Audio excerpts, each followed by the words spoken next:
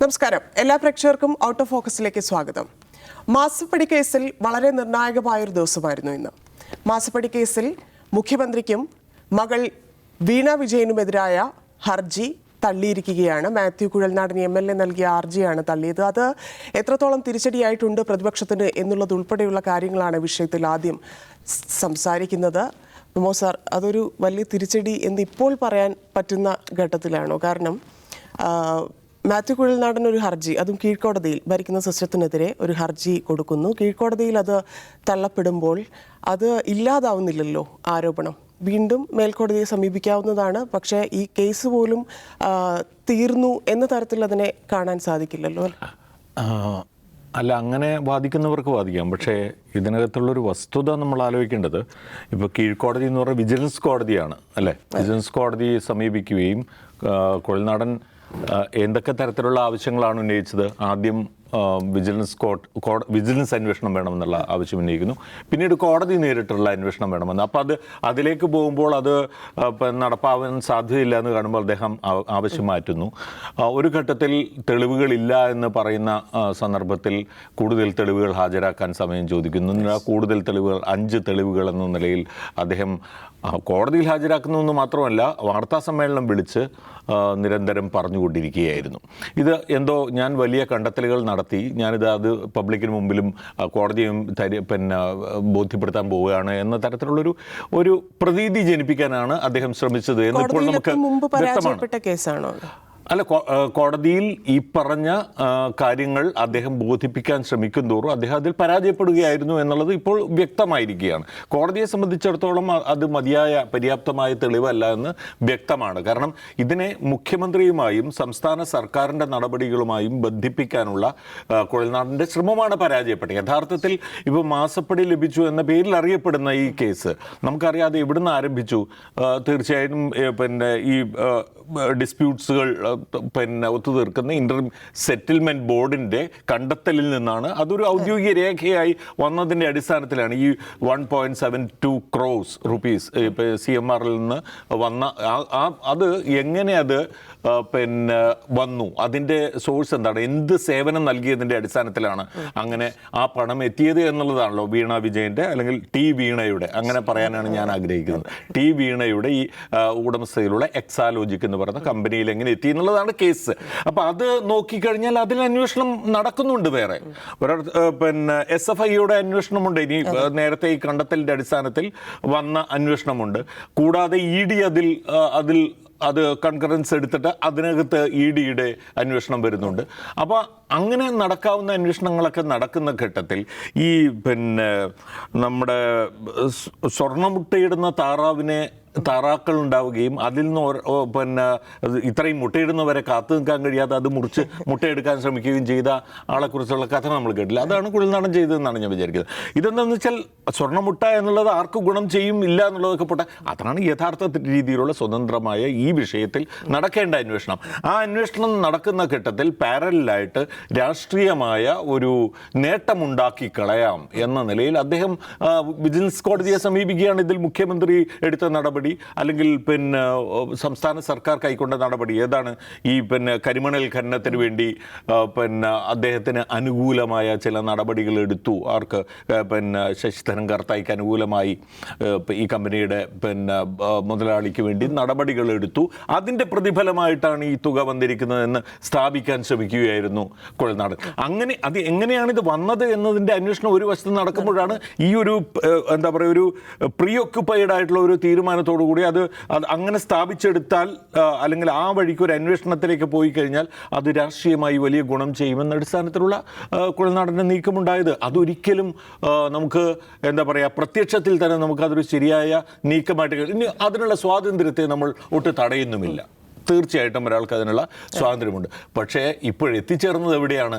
ഇപ്പോൾ ഈ മാസപ്പടി കേസ് എന്ന് പറയുന്നത് തന്നെ എന്തോ ഒരു തരം പിന്നെ വലിയ ഒരു പിന്നെ ഫേക്ക് കേസാണ് എന്ന നിലയിൽ ഇപ്പോൾ CPM അത് പ്രചരിപ്പിക്കാൻ പോവുകയാണ്. അത് തീർച്ചയായിട്ടും അത് വരും. യഥാർത്ഥത്തിൽ പിന്നെ വസ്തുതാപരമായ പ്രശ്നം അവിടെ നിൽക്കുന്നുണ്ട്. അതിലേക്ക് ഇനി ആരുടെയെങ്കിലും ശ്രദ്ധ പോകുമോ? എന്തുകൊണ്ട് ഈ പിന്നെ ഈ വരുമാനം എങ്ങനെയുണ്ടായി എന്നതിന് എന്ത് സേവനത്തിന്റെ അടിസ്ഥാനത്തിലാണ് വരുമാനം തുടങ്ങിയ ചോദ്യങ്ങളിലേക്ക് ഇനി പോകാനുള്ള സാധ്യത കുറച്ച് കളയുകയാണ് കുഴൽനാടൻ്റെ ഈ നീക്കം ചെയ്തത് എന്ന് പറഞ്ഞു കഴിഞ്ഞാൽ അതിൽ തെറ്റില്ല എന്നാണ് എനിക്ക് തോന്നുന്നത്. അത് തന്നെയാണ്. അതായത് മുഖ്യമന്ത്രിക്കെതിരെ ഒന്നും ഒരു തെളിവുകളും ഇല്ല എന്ന് കോടതി പറയുമ്പോൾ പോലും ഈ ചർച്ചകൾ ഇവിടെ അവസാനിക്കുകയാണ്. ഏറെ ചർച്ച ചെയ്യപ്പെട്ട മാസപ്പടി സത്യത്തിൽ പ്രതിപക്ഷത്തിനൊരു ആയുധം തന്നെയായിരുന്നു. ഒരുപാട് കാലം അവർ ആയുധമാക്കിയത്. പക്ഷേ അതേ ആയുധം തിരിച്ചു വെട്ടിയതുപോലൊരു വെട്ടലാവുമോ പ്രതിപക്ഷത്തിനെ സംബന്ധിച്ചത്? തന്നെ ഇതിപ്പോൾ വിജിലൻസ് കോടതിയെ സമീപിച്ച് ഒരു അന്വേഷണം വേണമെന്ന് ആവശ്യപ്പെടുകയും വിജിലൻസ് കോടതി ആ അന്വേഷണ ആവശ്യം നിരാകരിക്കുകയും ചെയ്തു എന്നത് സർക്കാരിന് ഒരു വിജയമായി വേണമെങ്കിൽ ആഘോഷിക്കാവുന്നതാണ്. തെളിവുകൾ ഹാജരാക്കാൻ MLA പറയുന്നു, MLAക്ക് തെളിവുകൾ ഹാജരാക്കാൻ കഴിഞ്ഞില്ല എന്നതും സർക്കാരിന് ഒരു വാദമായി മുന്നോട്ട് വയ്ക്കാം. പക്ഷേ ഇതിലെ ചോദ്യങ്ങൾ അവസാനിച്ചു കഴിഞ്ഞോ എന്ന്, ജനങ്ങൾക്ക് മുമ്പിൽ ഉയർന്നു വന്ന ചോദ്യങ്ങൾ അവസാനിച്ചു കഴിഞ്ഞോ എന്ന മർമ്മപ്രധാനമായ പ്രശ്നം അവിടെയുണ്ട്. എന്തുകൊണ്ടാണ് ഇതൊരു അഴിമതിയാണെന്ന് അദ്ദേഹം സ്ഥാപിക്കാൻ ശ്രമിച്ചപ്പോൾ കോടതിയിൽ പരാജയപ്പെടുന്ന കാരണം നേരത്തെ സാറ് പറഞ്ഞ ഒന്നാമത്തെ പോയിന്റ് അവിടെ കിടക്കുന്നു. മുഖ്യമന്ത്രിയുടെ മകൾ വീണ ടി അവർ വാങ്ങിച്ച 1,72,00,000 രൂപ കൈക്കൂലിപ്പണമാണോ ഇല്ലയോ എന്ന കാര്യത്തിൽ ഒരു ഏജൻസി തീർപ്പ് കൽപ്പിച്ചിട്ടില്ല. അങ്ങനെ കൈക്കൂലിപ്പണമാണെന്ന് തീർപ്പ് കൽപ്പിക്കുമ്പോഴാണ് പിന്നെ സർക്കാർ ചെയ്തു കൊടുത്ത സേവനങ്ങൾ അതിന് പകരമാണ് എന്ന അടുത്ത പോയിന്റിലേക്ക് കടക്കാൻ കഴിയും. ഒരുപക്ഷെ അത് ഇതിനെ ദുർബലപ്പെടുത്തിയിട്ടുണ്ടാവുന്നതാണ് എനിക്ക് തോന്നുന്ന കാര്യം. ഞാൻ നേരത്തെ പറഞ്ഞതുപോലെ ഈ കേസിൽ ശരിയാണ്, അദ്ദേഹം എപ്പോഴും അഡ്വാൻസ് ചെയ്യാൻ ഓവറായിട്ട് ശ്രമിക്കുന്നു. ഇപ്പം നേരത്തെ അദ്ദേഹം ഈ നികുതി അടച്ചതിൻ്റെ രസീത് ഉണ്ടോ എന്ന് ചോദിക്കുന്നു, ആ സ്ട്രാറ്റജി പാളുന്നു. അതിനുശേഷം ഇപ്പോൾ വിജിലൻസ് കോടതി പോകുന്നു, അതിനും പാളിച്ച പറ്റുന്നു. അപ്പോൾ അദ്ദേഹം ഒരു അനാവശ്യമായ ധൃതി കാണിച്ചതിൻ്റെ പ്രശ്നമാണെന്ന് വേണമെങ്കിൽ നിരീക്ഷിക്കാം. ഞാൻ നേരത്തെ പറഞ്ഞ ക്വസ്റ്റ്യൻസ് അവിടെയുണ്ട്. 1,74,00,000 രൂപ വീണ ടിയുടെ കമ്പനിക്ക് എന്തിനാണ് CMRL കൊടുത്തത് എന്ന ചോദ്യം അവിടെയുണ്ട്. ആ ചോദ്യത്തിലുള്ള ഉത്തരം കേരളത്തിന് ഇനിയും കിട്ടിയിട്ടില്ല. ഒരു കോടതിയിലും അത് വന്നിട്ടില്ല. CPIമാരോ സർക്കാരിന് വേണ്ടി വാദിക്കുന്നവരോ നിരന്തരം മാധ്യമങ്ങളെ കണ്ടുവരുന്ന AK ബാലനോ അത് വിശദീകരിക്കാൻ ഇനിയും കഴിഞ്ഞിട്ടില്ല. CPM എല്ലാ കാര്യത്തിനും വളരെ വിശദമായ ഡിഫൻസ് ബിൽഡ് ചെയ്യാൻ ശേഷിയുള്ള ഒരു സംഘമാണ്. അവർക്ക് എന്തുകൊണ്ട് മുഖ്യമന്ത്രിയുടെ മകൾ എക്സാലോജിക് എന്നൊരു കമ്പനി നടത്തി. ആ കമ്പനി ആവട്ടെ സ്വയം അവകാശപ്പെട്ടിരുന്നത് ഞങ്ങൾ വിദ്യാഭ്യാസ സോഫ്റ്റ്വെയർ ഉണ്ടാക്കുന്ന കമ്പനിയാണ്. ആ കമ്പനി കരിമണൽ കമ്പനിയായിട്ടുള്ള CMRL എന്ത് സോഫ്റ്റ്വെയറാണ് കൊടുത്തത്, എന്തിനാണ് ആ പണം വാങ്ങിച്ചത് എന്ന കാര്യത്തിൽ ഇനിയും ഈ മൊമെൻ്റ് വരെ മറുപടി പറയാൻ കഴിഞ്ഞിട്ടില്ല. അപ്പോൾ ആ ചോദ്യം അവിടെ നിൽക്കുന്നുണ്ട്. രണ്ടാമത്തേത് ഇദ്ദേഹം ചൂണ്ടിക്കാണിക്കുന്ന കാര്യം, 2019 കേന്ദ്ര സർക്കാർ ആറ്റോമിക് മിനറൽ കൺസഷൻ ചട്ടത്തിൽ ഭേദഗതി വരുത്തി സ്വകാര്യ മേഖലയിൽ ഈ ഖനനം പാടില്ല എന്ന് വ്യവസ്ഥ ചെയ്യുന്നു. കേന്ദ്ര സർക്കാർ കേരളത്തിനടക്കം കത്തയക്കുന്നു. ഇവിടുത്തെ അഡ്വക്കേറ്റ് ജനറൽ നമുക്ക് നിയമോപദേശം തരുന്നു, ഇനി സ്വകാര്യ മേഖലയിൽ ഖനനം പറ്റില്ല. CMRL ഖനനം നടത്തിക്കൊണ്ടിരിക്കുകയാണ്. ആ ഖനനം നിർത്താൻ നമ്മൾ 4 വർഷം വെയിറ്റ് ചെയ്തു. എന്തുകൊണ്ട് ആക്ട് ചെയ്തില്ല? 4 വർഷം കഴിഞ്ഞത് നിർത്തിക്കൊണ്ടുള്ള ഉത്തരവിറക്കുന്നത് എപ്പോഴറിയോ? ഈ ഇൻ്ററിം സെറ്റിൽമെൻറ്റ് ബോർഡ് കണ്ടെത്തി 1.25 കോടി കൊടുത്തു എന്ന് കണ്ടെത്തി എന്നുള്ള വാർത്ത പുറത്തു വരുമ്പോഴാണ് സർക്കാർ തിടുക്കപ്പെട്ട് CMRLൻ്റെ ഖനനം നിർത്തുന്നത്. 4 വർഷം മുമ്പ് നിർത്തേണ്ടതാണ്, കേന്ദ്രം കൊണ്ടുവന്ന നിയമപ്രകാരം നിർത്തേണ്ടതാണ്, നിർത്തിയില്ല. അതിനകത്ത് കുഴൽനാടൻ ആരോപിക്കുന്നത് എങ്ങനെ CMRLൻ്റെ ഖനനം നീട്ടിക്കൊണ്ട് പോകാമെന്ന് ആലോചിക്കാൻ മുഖ്യമന്ത്രി സെപ്പറേറ്റ് യോഗം വിളിച്ചു, അദ്ദേഹത്തിൻ്റെ വകുപ്പല്ലാതിൻ്റെ കൂടി ഫയലുകൾ വിളിച്ചു വരുത്തിയെന്നാണ്. അപ്പോൾ ഈ ക്വസ്റ്റ്യൻസ് അവിടെ എന്തുകൊണ്ട് കേന്ദ്ര സർക്കാർ ചട്ടഭേദഗതി വരുത്തി അവസാനിപ്പിച്ച സ്വകാര്യ മേഖലയിലെ ഖനനം കേരളത്തിൽ മാത്രം ഒരു കമ്പനിക്ക് 4 വർഷം നീണ്ടുപോയി? അതേ കമ്പനി നമുക്കിപ്പോഴും ഡൈജസ്റ്റ് ആവാത്ത കാരണത്തിന് മുഖ്യമന്ത്രിയുടെ മകളുടെ കമ്പനിക്ക് 1.25 കോടി കൊടുത്തു. ഈ 2 ക്വസ്റ്റ്യൻസും അവിടെ നിൽക്കുന്നുണ്ട്. അത് വിശദീകരിക്കാതെ ഈ കേസ് അവസാനിക്കും, അല്ലെങ്കിൽ ഇതിലെ സംശയങ്ങൾ അവസാനിക്കുമെന്ന് സർക്കാർ വിചാരിക്കുന്നത് കുറച്ച് കടന്ന ചിന്തയായി പോകും. ഇന്നിപ്പോൾ AK ബാലൻ ഒരു മുഴ മുമ്പേ എറിഞ്ഞല്ലോ, അതായത് മാപ്പ് പറയണം, വ്യക്തിഹത്യ നടത്തി അപമാനിച്ചു എന്ന തരത്തിൽ അതിനെ മാറ്റുകയും വീണ വിജയന്റെ അടുത്ത് മാത്യു കുഴൽനാടൻ മാപ്പ് പറയണം എന്നുള്ളതിലേക്ക് കാര്യങ്ങൾ കൊണ്ടുപോയി. ശരി, ഞാൻ നേരത്തെ പറഞ്ഞു അത് അവർ തമ്മിലുള്ള തർക്കമാണ്. സർക്കാരും പ്രതിപക്ഷവും തമ്മിലുള്ള തർക്കമാണ്, പൊളിറ്റിക്കൽ ഡിസ്പ്യൂട്ടും രാഷ്ട്രീയ യുദ്ധമാണ്. നമ്മുടെ ചോദ്യം വേറെയാണ്. എന്തിനാണ് മുഖ്യമന്ത്രിയുടെ മകൾ 1.25 കോടി വാങ്ങിച്ചത്? അത് വിശദീകരിക്കാൻ നിങ്ങൾക്ക് പറ്റുന്നുണ്ടോ? ഞാൻ നേരത്തെ ഇവിടെ പറഞ്ഞിട്ടുണ്ട്, നമ്മൾ AI ക്യാമറ വെച്ചപ്പോൾ വലിയ വിവാദം ഉണ്ടായി. AI ക്യാമറ കമ്പനികളുമായി ബന്ധപ്പെട്ട് വലിയ തോതിൽ പണം അടിച്ചു എന്നുള്ള വിവാദം ഉണ്ടായി. അന്ന് AI ക്യാമറ ഇൻസ്റ്റാളേഷനിൽ പങ്കെടുത്ത കമ്പനികൾ നേരിട്ട് വന്നിട്ട് എന്ത് ചെയ്തു? വിശദീകരിച്ചു. അവർ കുറിപ്പിറക്കി, ഞങ്ങൾ പൈസ കട്ടിട്ടൊന്നുമില്ല, ഞങ്ങളെല്ലാം പ്രോപ്പറാണെന്ന്. വീണ തൈക്കണ്ടിയുടെ കമ്പനി ഇതുവരെ ഒരു കുറിപ്പ് ഇറക്കിയിട്ടില്ല, ഒരു വിശദീകരണവും നൽകിയിട്ടില്ല. അവർ വന്ന് പറയണ്ടേ, ഈ സർക്കാരിനെ വേട്ടയാടേണ്ട കാര്യമില്ല, ഞങ്ങളുടെ കമ്പനിയുടെ റെപ്യൂട്ടേഷനെ ആക്രമിക്കേണ്ട കാര്യമില്ല, ഞങ്ങളുടെ കമ്പനി ഇന്ന സർവീസുകൾ ചെയ്യുന്ന കമ്പനിയാണ്, ഇന്ന സർവീസുകൾ ഞങ്ങൾ കൊടുത്തിട്ടുണ്ട്.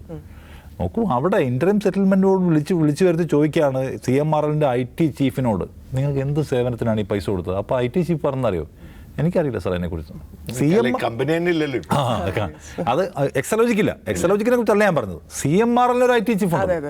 അപ്പോൾ അവിടുത്തെ IT ചീഫ് പറയുന്നത് ഞങ്ങൾ എന്തിനാണ് ഈ പൈസ കമ്പനി കൊടുത്തതെന്ന് എനിക്കറിയില്ല എന്നാണ്. ആ IT ആണ് ഇവർ തന്നിട്ടുള്ള സേവനം എന്ന് ഓർക്കണം. അവിടെ ഈ പറയുന്ന വളരെ എന്താ പറയുന്നത്, പ്രാഥമിക സ്വഭാവത്തിലുള്ള സോഫ്റ്റ്വെയറുകൾ മാത്രം ഉപയോഗിക്കുന്ന ഒരു കമ്പനിയാണ്. വലിയ ഒരു അകത്തുള്ള ഒരു IT ഡിപ്പാർട്ട്മെൻറ്റ് അതിന് ആവശ്യമുള്ളൂ. നമുക്ക് നോക്കുമ്പോൾ അറിയാം, അതിന് പുറത്തുനിന്നുള്ള കരാറുണ്ടാക്കിയിരിക്കുകയാണ്. അപ്പോൾ ഇത് മാത്യു കുഴൽനാടനെ സംബന്ധിച്ച് അദ്ദേഹത്തിൻ്റെ രാഷ്ട്രീയമായ ഒരു തിരിച്ചടിയാണ്, ഒരു തർക്കമില്ലാത്ത കാര്യമാണ്. അദ്ദേഹത്തിന് ഈ സർക്കാർ അഴിമതി കാണിച്ചു, അതായത് ഒരു അഴിമതി പണത്തിന് പകരമായി പൊതുസേവനം ചെയ്തു കൊടുത്തു, അല്ല ഇതിനകത്തൊരു കള്ളത്തരം കാണിച്ചു, സർക്കാർ വഴിവിട്ട സേവനം ചെയ്തു കൊടുത്തു എന്ന് സ്ഥാപിക്കുന്നതിൽ അദ്ദേഹം പരാജയപ്പെട്ടു. ശരിയാണ്, അതിനെ സാങ്കേതികമായും നിയമപരമായും സ്ഥാപിക്കുന്നതിൽ അദ്ദേഹം പരാജയപ്പെട്ടപ്പോഴും എന്തിനാണ് വീണ തൈക്കണ്ടി ഇപ്പോഴും തൻ്റെ സ്ഥാപനത്തിനെ ആക്രമിക്കുന്നതിനെക്കുറിച്ച്, തൻ്റെ വ്യക്തിത്വത്തെ ആക്രമിക്കുന്നതിനെക്കുറിച്ച്, തൻ്റെ പിതാവിനെയും അവരുടെ പാർട്ടിയെയും ആ സർക്കാരിനെയും ആക്രമിക്കുന്നതിനെക്കുറിച്ച് സംസാരിക്കേണ്ടത്? അവരിപ്പോഴും മട്ടുപ്പാവിലിരുന്ന് ഈ വിവാദം കണ്ടുകൊണ്ടിരിക്കുകയാണ്. ആ പാർട്ടി തെരുവിൽ ആക്രമിക്കപ്പെടുകയാണ്. AK ബാലൻ അടക്കമുള്ള ആളുകൾ വന്നിട്ട് എന്ത് സേവനമാണ് കൊടുത്തതെന്ന ചോദ്യത്തിൽ ഡിഫൻസ് ഇല്ലാതെ വിയർത്തുകൊണ്ടിരിക്കുമ്പോൾ വീണ ടിക്ക് ഒരു ഉത്തരവും പറയാനില്ല. ബാക്കി എല്ലാ കമ്പനികളും പറയുള്ളൂ, ബാക്കി എല്ലാ കമ്പനികളും അത് അവരുടെ മുന്നോട്ട് പോക്കേണ്ട കാര്യമാണ്. ഇപ്പോൾ അവർ ആ കമ്പനി എന്താ ഇത് സ്ക്രാപ്പ് ചെയ്തു. നമുക്ക് അതിനെക്കുറിച്ച് ആ കമ്പനിയുമായി ബന്ധപ്പെട്ട് ഇതിന് മുമ്പ് നമുക്ക് ഒരുപാട് സംഗതികൾ കാണാൻ കഴിയും. ഈ പ്രൈസ് വാട്ടർ ഹൗസ് കൂപ്പേഴ്സിൻ്റെ വിവാദം ഓർമ്മയുണ്ടല്ലോ, ആ കാലം മുതലുള്ള സംഗതിയുണ്ട്. അതുകൊണ്ട് ചോദ്യങ്ങൾ ഇതിൽ അവസാനിച്ചിട്ടില്ല എന്നുള്ള എൻ്റെ പോയിന്റ്. എന്നാൽ ഒറ്റയ്ക്ക് ഒരു ഗോൾ അടിക്കാൻ വളരെ പെട്ടെന്ന് ധൃതി പിടിച്ച കുഴൽനാടനെ സംബന്ധിച്ച് അദ്ദേഹത്തിനൊന്ന് കാലിടറിയിട്ടുണ്ട്. അദ്ദേഹത്തിൻ്റെ രാഷ്ട്രീയ നീക്കങ്ങൾ, അദ്ദേഹത്തിന് ഉറപ്പുള്ള രാഷ്ട്രീയ നീക്കങ്ങൾ കുറച്ചുകൂടെ കരുതലോടെയും ടൈം എടുത്തു നിർവഹിക്കട്ടെ. വളരെ പെട്ടെന്ന് ഹീറോ ആയി കളയാം എന്നത് ഈ രാഷ്ട്രീയത്തിൽ എപ്പോഴും ഗുണം ചെയ്യുന്ന സംഗതി ആയിരിക്കില്ല, അദ്ദേഹത്തിന് ഇന്ന് മനസ്സിലായിട്ടുണ്ടാവും. ഒരു എടുത്തുചാട്ടത്തിലേക്കും ഒരു 1 man ഷോ പാളിപ്പോയതുപോലെ അതെത്തി എന്ന് വേണം അതിനെ മനസ്സിലാക്കാൻ.